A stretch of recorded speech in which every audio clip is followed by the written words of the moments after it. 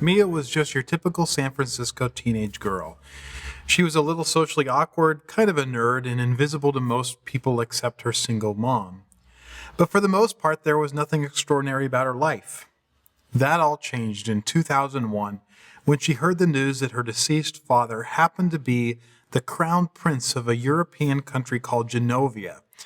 And because of that, she is now the heir apparent to the throne. Suddenly her life is thrown upside down and her estranged grandmother is tasked with teaching her about everything from waves to scarves in order to become the perfect princess. Things get worse when the media and Mia's school learn about her story, and Mia only has days to decide whether she'll keep her crown or step away from the royal life. If this sounds like the plotline to a romantic comedy, you'd be right. If you thought that this was a recent tabloid about the British royal family, that would have been a nice second guess. In 2001, Disney released The Princess Diaries with modest expectations, but the movie ended up being one of the most successful films of the year. And Disney should have known better. Who doesn't really want to be a princess deep down inside?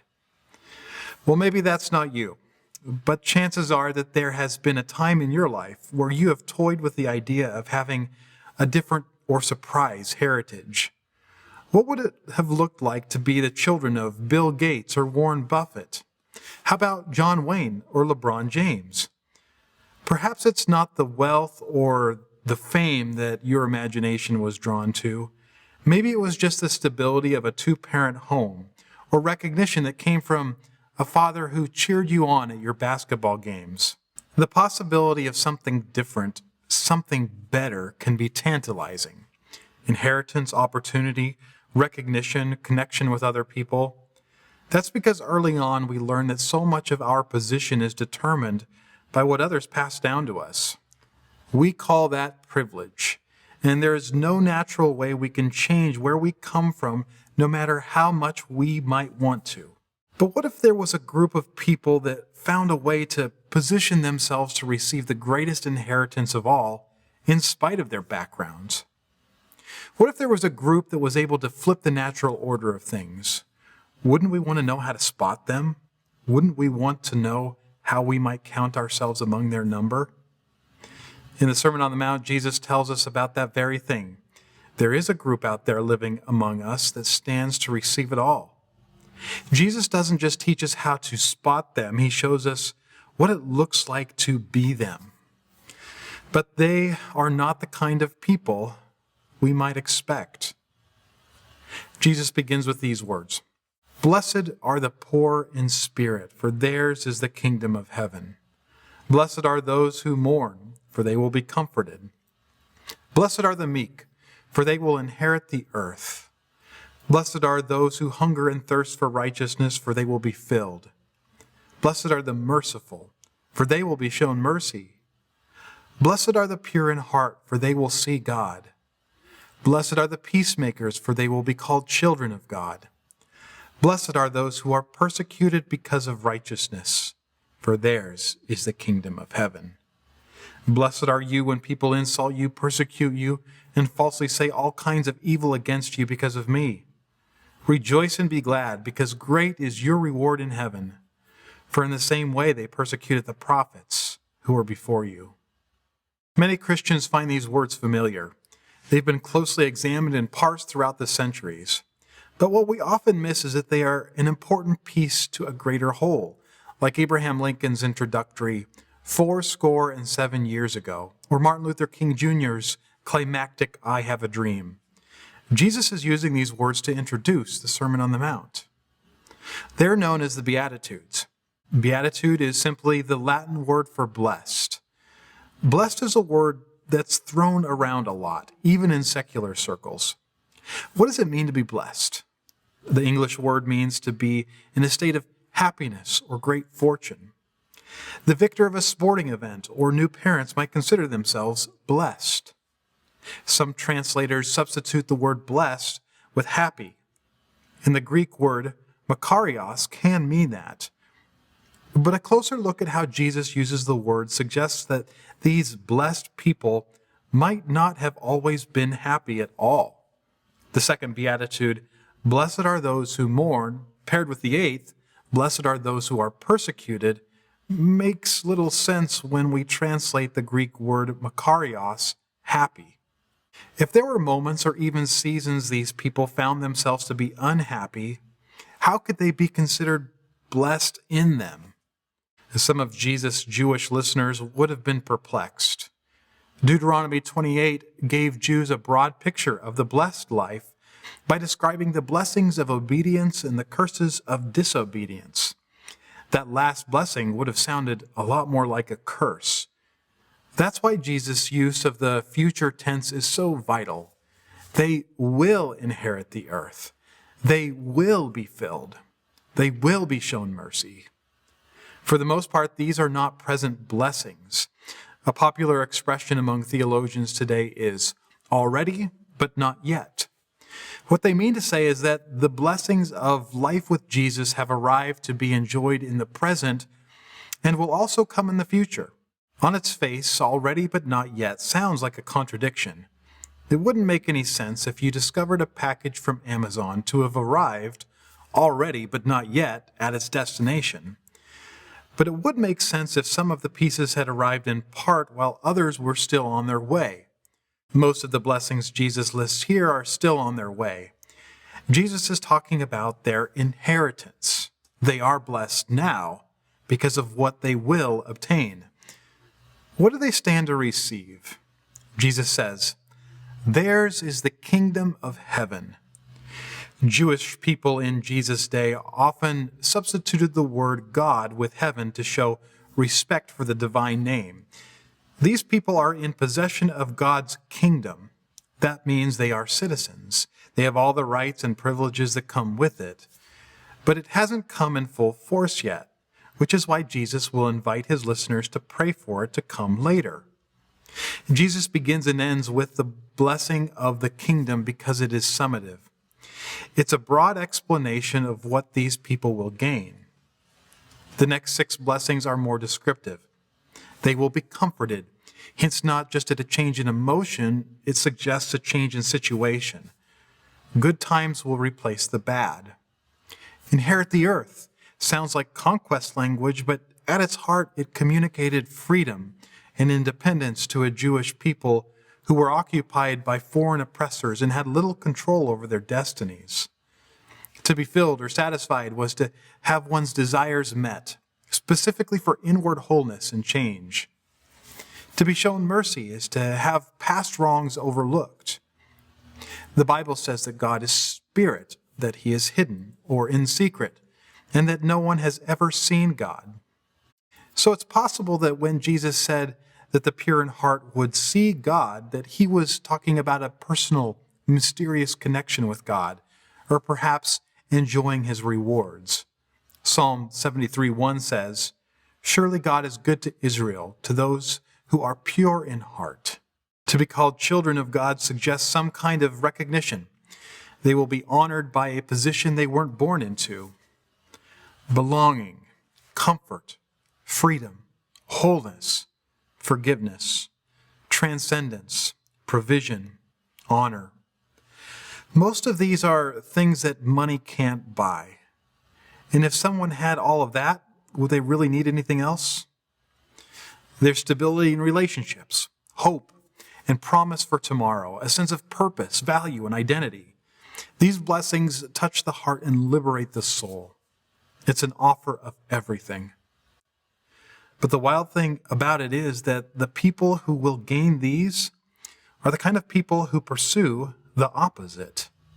Let's take a closer look at these people. Blessed are the poor in spirit. What does it mean to be poor in spirit?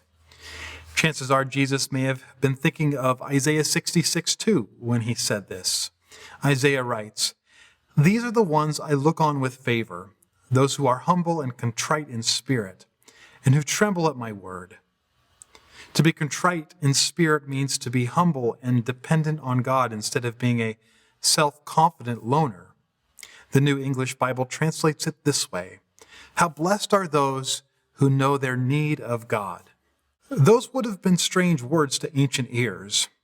You don't obtain citizenship and rights by being weak and relying on others.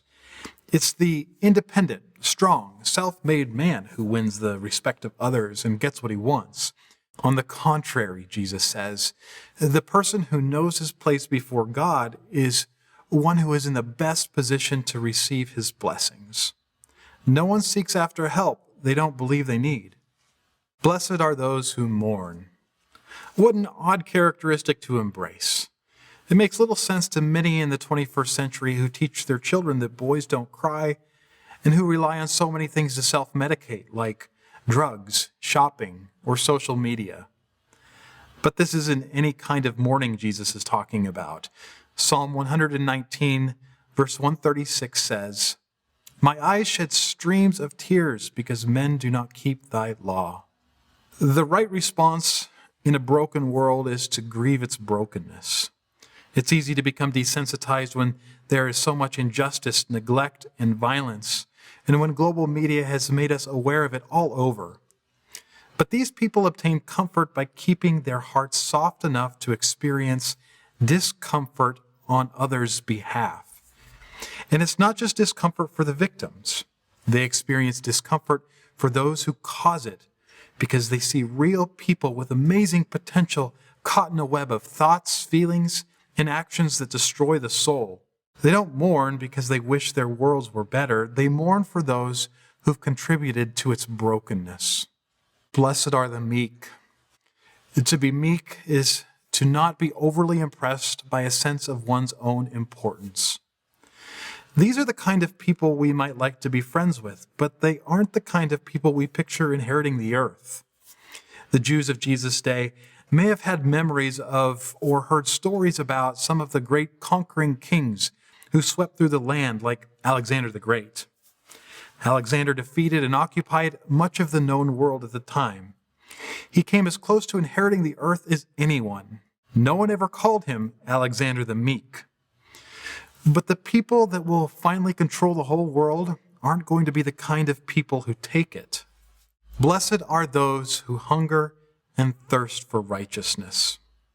While some say that this refers to justice, of the 5 other times this word is used in Matthew, it always means personal righteousness. What's the surprise here? It's not simply those who do or practice righteousness who are filled. It's those who desire it from their innermost being. And the irony is this: usually those who are the most desperate to be satisfied in this life are the ones who are least interested in righteousness. Blessed are the merciful. Really? Blessed are those who, when injured, refuse justice? Blessed are those who shoulder the burden of insult without retribution? Yes, Jesus says. Those are the kinds of people who get it in return. Blessed are the pure in heart. Why will these people see God? The word katharos meant to be clean or free from adulterating material, and it was often used to refer to moral cleanness. Can you see the word picture? If the heart is too clouded with moral impurities to be seen by God, then He too will keep His heart hidden from us. Obviously, God can see all things, even a heart behind impurities. It's just a word picture. But when the heart becomes too polluted, it's as if He could not see it. And the connection between their heart and His heart is removed. In Jesus' day, such a heavy emphasis was placed on the right actions to maintain a relationship with God, and many of the religious leaders pursued them. Jesus invites His listeners to pursue the right heart. Blessed are the peacemakers. Jesus' listeners lived in the middle of a time that history has labeled the Pax Romana. It was a roughly 200-year period marked by stability between nations. But that stability came with a vast Roman military machine and many wars to bring it about. Jesus' comment is not a political one. He's not making a statement on the business between national sovereigns and the duty of self-defense. Each of his descriptions has been personal. But even at a personal level, the principle would seem true. You make a name for yourself by overpowering. But Jesus says that those who are blessed will make a name for themselves by making peace instead of forcing it. Perhaps the most surprising blessing of all is the 8th. The biblical writers loved numbers and were sometimes careful to execute numbers in meaningful ways. The writer of Revelation includes special names for Jesus in his work in multiples of 7, which symbolized completion. That same writer has a total of 7 blessings scattered throughout his work. Matthew loved numbers too. He points out number sets in the genealogy of Jesus that were multiples of 7 and symbolically pointed back to King David. Jesus' listeners probably expected Jesus' blessing to round out at the number 7, just like the blessings of Revelation. So the 8th comes in with a surprise and a notable twist. It's not just something that blessed people do, it's something that happens to them. Blessed are those who are persecuted because of righteousness. This isn't just any kind of suffering. It's the kind that results when people do good and honor Jesus. These are privileged people, Jesus says. These are the kind of people whom God will one day say everything's theirs. The kinds of people that God will bless are the kinds of people that go backward. It's counterintuitive. It's not what one might expect, but it's beautiful. While some people climb the ladder, these people serve. While some become callous over the evil in the world, they grieve. While some feel they deserve more and should be treated better, they are grateful for what they have. While some hold others accountable, these people forgive. While some inwardly toy with the possibility of evil, they keep their hearts clean. While some go to battle with others to bring order to their worlds, they make friends. While some abandon goodness and abandon Jesus because it's hard, because people mock, reject, and hurt them, they stay strong. They go backward. If you happen to be in a park in Shenzhen, China, on a nice morning, you might run into something strange. You might see an elderly person, or more often, an elderly couple walking backward. The belief among many Chinese people is that the occasional backward walk increases activity in the brain and ensures a prolonged and healthier life. But still, it's kind of weird, right? In this surprising opening to the Sermon on the Mount, we learn that God is looking for people like these who go against the flow of humanity.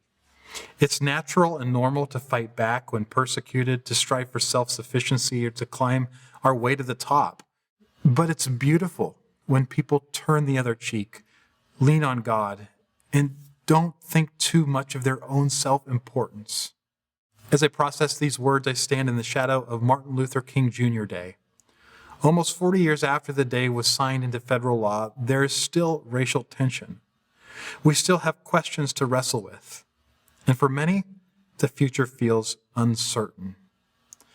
But where would America be today if it weren't for the man, and perhaps just as important, the movement behind the day? It started with a girl refusing to give up a seat because she was the wrong color. It grew a bit more when students started to sit in and request lunch at segregated stores. And the movement got bigger when marchers were attacked and beaten in Selma, Alabama on Bloody Sunday. There was something peculiar about these people. They were people who joined a cause not for what they currently had, but for what they saw coming. And that shaped their entire approach. They could have used violence. They could have fought back. But Martin Luther King Jr. called Black Americans to do something better. Some criticized King and his movement for not going far enough. The time for peace is over, they said. Others said he went too far when he brought mothers and children along on his marches. But what kind of dream would America be living today without him? Where would we have been without them? Could it be that God is starting a movement through the words of Jesus, which will shape the world? Could he be forming a group of peculiar people that move in beautiful countercultural ways and are poised to inherit everything? And if that was true and the opportunity came to you, is that a chance that you could turn down? On what was probably a lovely day on a high place overlooking the Sea of Galilee, the voice of a bright young preacher carried across the hillside, echoing the word blessed. It wasn't a limitation, meant to define a select few. It was an invitation.